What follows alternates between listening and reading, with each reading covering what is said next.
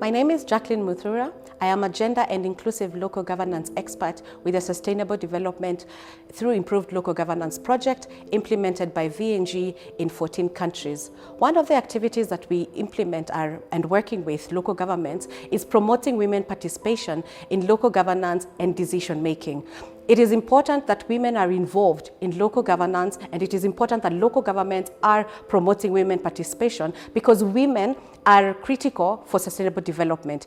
Women empowerment is not just the right thing to do, but it's also the smart thing to do. Empowering women is beneficial for the family, for the community, for the local government, and national priorities. So what can local governments do to promote women participation? One, they need to employ and promote women within the local government administration.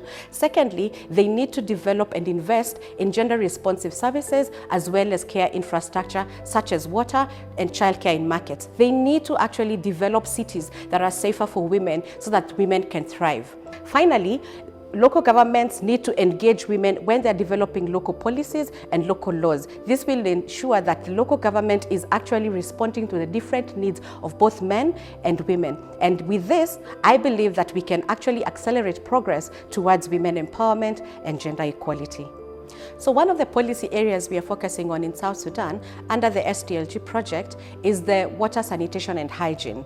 So with the women and the local governments that we are working with, one of the issues that was identified was the exclusion of women in the training and employment of female hand pump mechanics. Through support of the SDLG project, the women engaged with the local governments in dialogue and brainstorming on how to address this issue. They developed an agenda action plan that is implemented by the local governments. This involved the training and hiring of female hand pump mechanics within the Hand Pump Mechanics Association, but also within the local government administration.